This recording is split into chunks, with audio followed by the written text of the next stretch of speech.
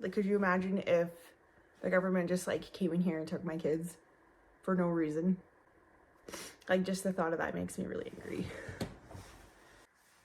Like, who do you turn to at that point? If the government came to your door and was like, we're taking your kids, who do you call? The police? That would destroy me if somebody came and took my kids. I think that's the missed part here, is a lot of people question or want to know why we don't have the means to take care of our children. But it's like, what were the moms going through? What were the parents going through? They had no help. To that, it just doesn't surprise me that so many of our people turn to substance abuse.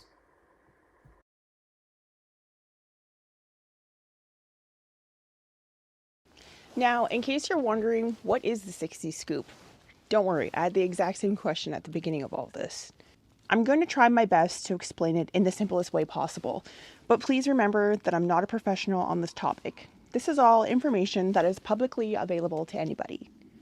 The information gathered for this segment was all sourced by simply reading books from the public library, listening to podcasts, and I even got to watch a few good movies and documentaries on these topics.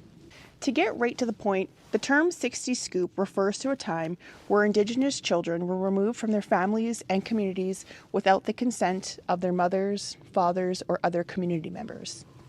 These scooped up children were then registered by the provincial government as wards of the province, meaning they were placed in the care of the child welfare system. I wanted to take today to read through some of the documents that my mom has. So when my mom turned 18, she was allowed to access all of her documents. She was then a legal adult, and she put in a request to have her entire file from the provincial government to have access to her social history, like her paperwork during her time in foster care, which was her entire life from birth till the time she was 18. In most cases, the Indigenous children were placed in homes that did not recognize or even acknowledge their ethnic background, in this case, their Indigenous identity. And to add another layer here, most of the children were placed into middle-class Euro-Canadian Catholic household families only. Now, I always believed that it was standard practice for Indigenous children in foster care to be dispersed with the help of the Catholic Church. I wasn't able to find any supporting documents to confirm that. However, I do know that this was the case with my mother. So, backtracking somewhat, I was raised Catholic. I went to a Catholic school, church 3 times a week, catechism every morning, all that. After Catholic school, we moved to a area where there was like no churches. It wasn't a factor in our lives after that. I met up with my auntie Sheila, my mom's biological sister from her mother's side of the family. Now, my mom and her sister actually didn't know about each other until 1992 when my auntie went looking for her. Here's what she recalls from that time period. I'm just worried about, can I remember things? Now I remember, I think it was,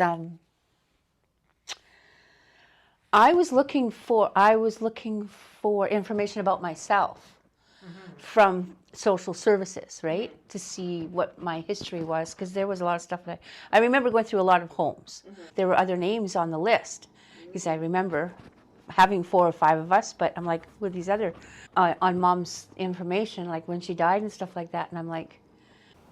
When I started learning more about the 60 Scoop and what that meant for my mom, I kind of had to go, like I needed to go through the paperwork to make sure that the facts were there. It's weird to see a lot of this on paper, because so far for me, everything has been information that I've read online and also information that I've gathered from my mom. So to have actual paper document that was put together by the ministry during that time, this is the piece for me that like ties everything together. Many children bounce from foster home to foster home to foster home. Some children lived in upwards of a dozen homes by the time they aged out of the system at 18. How many foster homes do you think you were bumped in and out of until you aged out? Well, according to the paperwork, and I do remember quite a few of them, I think 14.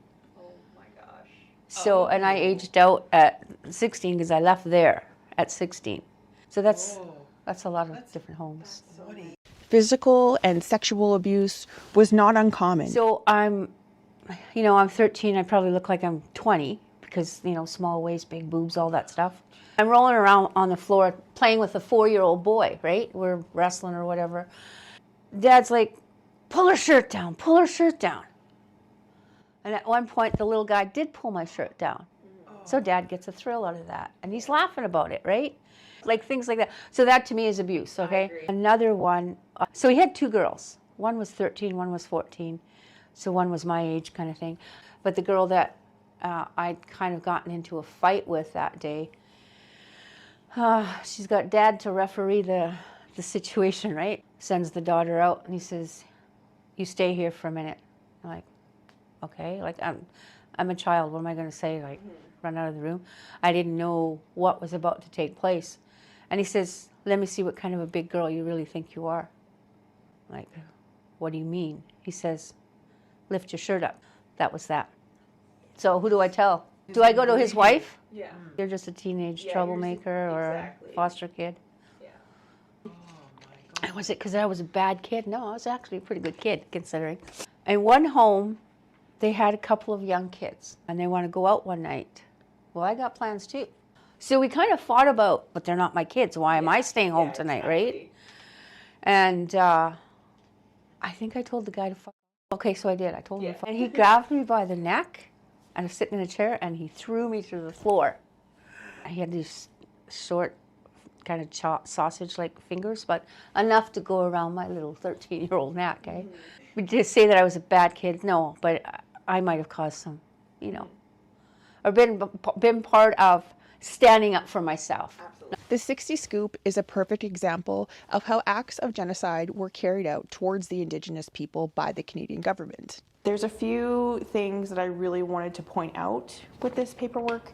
Some of it has me angry, some of it has me happy, some of it has me frustrated. And this is the first document, and it says here social history. Name, Michelle Stewart. Date of birth, July 26, 1961. Place of birth, University of Alberta Hospital, Edmonton, Alberta.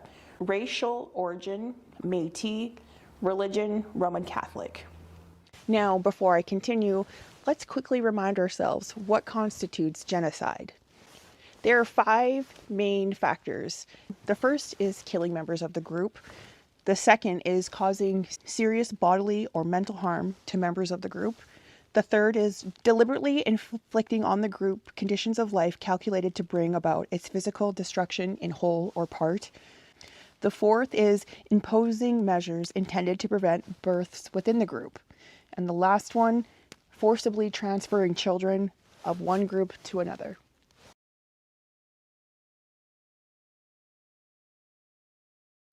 Now, not only did the government transfer children from one group to another, they went a step further.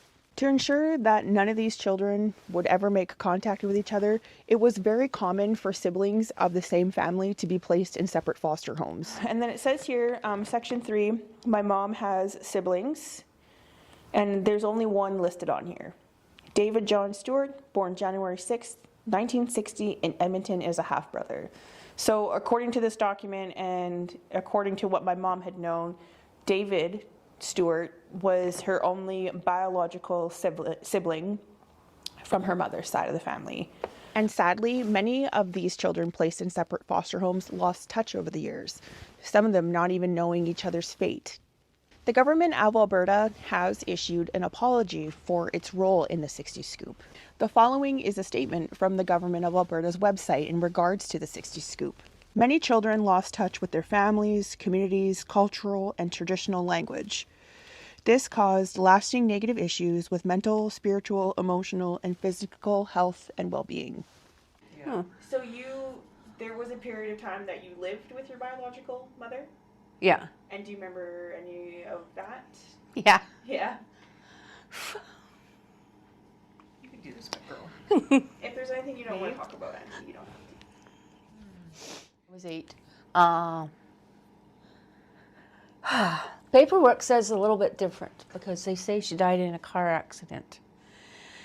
Heart problems due to car accident. And I remember going to school that morning and coming home to being not allowed back into the kitchen because she was, my memory is that she was on the kitchen floor. And then we were at a funeral, and my memories are that she was round, beautiful. Her cheekbones were so high, like I used to have really high cheekbones, but hers were just so high. Long black hair that I used to brush. I would lay on her back, brush her hair. But yeah, I remember her protecting me. That's one of the, and the brushing of the long hair. But I don't remember her ever being like raising her voice or anything. She had a lot of friends. I remember that. So the last line, that it caused a lot of damage to our mental, spiritual, and emotional well-being. That one right there, I feels like resonates with me the most. Manitoba, Alberta, and Saskatchewan have all formally apologized for their role in the 60 scoop. British Columbia, on the other hand, has not. I was pleasantly surprised to learn that the last push to the BC Premier to get an apology was put forth by people that live right here in my own community of Prince George. Her name, Michelle Stewart. Now, this is documented here, a name that my mom has, or that was given, but legally, she was never actually registered with that name. Racial origin, Métis. Now, I feel like the term Métis was used very, like as a blanket word in the 60s, and I feel like today a lot of people still use that word incorrectly. Métis refers to a specific demographic of Indigenous people. So to call every Indigenous person Métis is not accurate. So there's that. And then religion, Roman Catholic. I feel like Roman Catholic, that was not by choice. They kind of just put on here that her religion would be Roman Catholic. Because my auntie had actually spent time growing up with their biological mother, I felt like she had a better sense of if she was actually Catholic or not. Here's what she had to say. Well, I don't know, it was Catholic Social Services that was taking care of us, I guess. But as far as I knew, Mom wasn't into all the, the church and all that. I guess we went to church. I don't remember. Like with Mom, I don't remember ever going into church. The only time I went to churches is when I was in homes. And then section 2 is the information about her parents. Father's name, Charlie Boyager. So right away here, there is this spelling mistake on my mom's birth father's, his last name. So instead of putting Voyager the way it should be spelled, which is Voyager, they've spelt it with a B instead. So Charlie Boyager. So this is one of those things where it's like, I understand that all of these documents were typed up literally by hand in the 60s, and technology was very different. So part of me wants to think that like a spelling mistake with the last name was a keying error. The B and the V on the keyboard are very close next to each other. So that part leads me to believe that it could have been a typing error, or were there things specifically done to documents so that people wouldn't be able to connect the dots easily. And then it dips into family background of what my mom's mother was going through at that time. It's very brief, but I'll read it. When June learned that she was pregnant, she left home so that her parents would not know of it. She told the putative father that there had been no plans for marriage and he did not offer to help. She came to Edmonton where she stayed with friends until her date of confinement. Following the delivery of this baby in the university hospital, June surrendered the baby. I feel as though today Mom would still be alive had she had more help from the government that was taking care of her. She was under their care, right? And in even one of the papers it said that Miss Stewart was pale and sickly looking or something to that effect. Well, yeah, I mean, she was drinking a lot. Come on, she just finished pushing out nine or 10 kids. Right. At one point, what point did you think you might actually get in there and help her? Yeah. Yeah, I definitely blame the caretakers of us that my mom is gone. The application for the surrender of this child was approved by the Child Welfare Commission at the meeting held August 4th, 1961. Literally 10 days. It took my mom 10 days from birth to be placed into the system, and they had all the documentation done, and they had registered her as a child in the child welfare program. August 7th, 1961, placed with Mrs. Gouget, which was a provincial boarding home. The Gougets, therefore, have had this child since she was an infant and have become very attached to her. They appear very accepting of her racial background. I feel like there's so many inconsistencies in this document, and this is literally the first one out of stacks. I just feel like there's going to be a lot more that I'm going to find. It's just weird to see somebody's life on paper like that.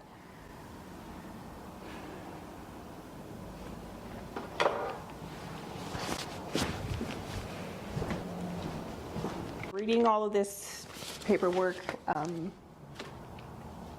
it just leaves me with more questions, you know. I also wanted to add that the information in these files was extremely sparse, especially when it came to information about her birth parents. It leaves me wondering how many families have been disconnected and nobody has been able to find each other due to the fact that there is very minimal information available for people to search with. This fellow is described as having a nice personality and being very friendly. He is interested in hunting, fishing, and baseball. He likes most sports. Occupation, miner, I know that is truth now. He was a diamond driller, and my grandfather traveled all over the world in different diamond mines, which is pretty cool. Personal habits, him being described as having a nice personality and being friendly, I believe those facts to all be true. But what is interesting to me is, like, how can they have his personal habits documented but not know his place of birth? But to me, again, it feels like another inconsistency where my mom, if going back on this information, would not have never been able to find her father.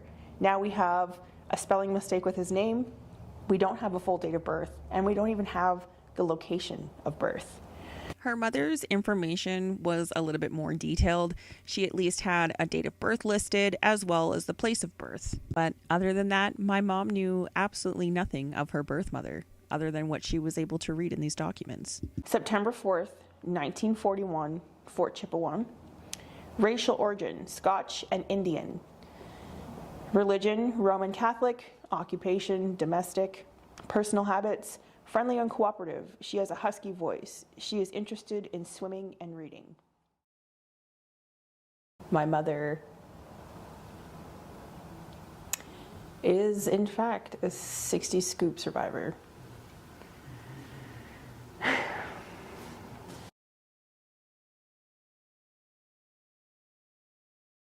Now, like mentioned in the beginning, I watched a lot of documentaries on a lot of these topics that I'm covering.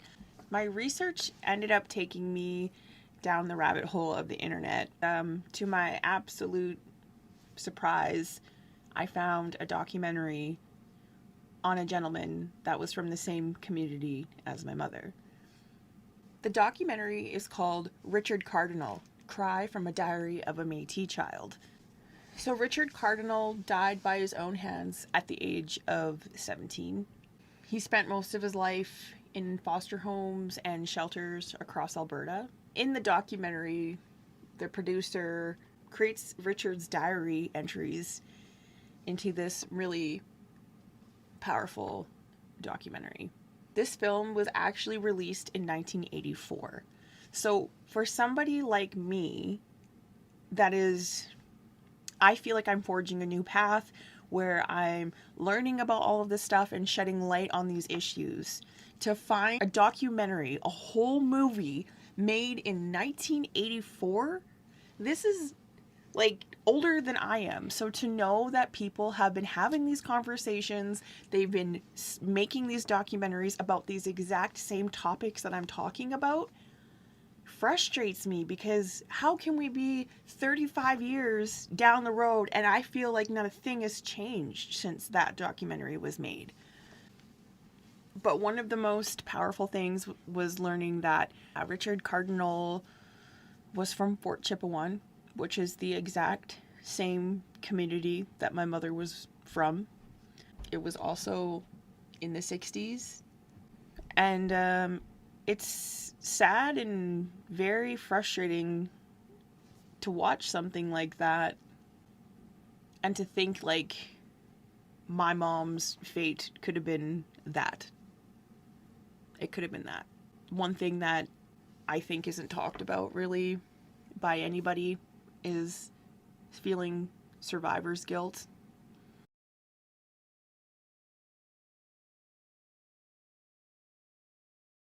I always think about how my mom had one family her whole life. And it just feels like, I said to my sister that it feels like we've been put through the meat grinder, but then all of a sudden we just like popped out on the other end and we're still okay. Yeah, that documentary just a very sad, real reality that my mom was she slipped through the cracks. She literally slipped through the cracks and got to the other side basically unscathed. Crazy. I didn't know that documentary existed until I was researching for this project. I can't include clips or portions of that because of copyright issues, but I would like to suggest to anybody in my audience, if you are looking for more of an in-depth or another case file about somebody that's lived through the 60s scoop, this documentary is definitely worth checking out. And the more I do this project, the more I realize that I'm a voice for a lot of people that don't have one anymore.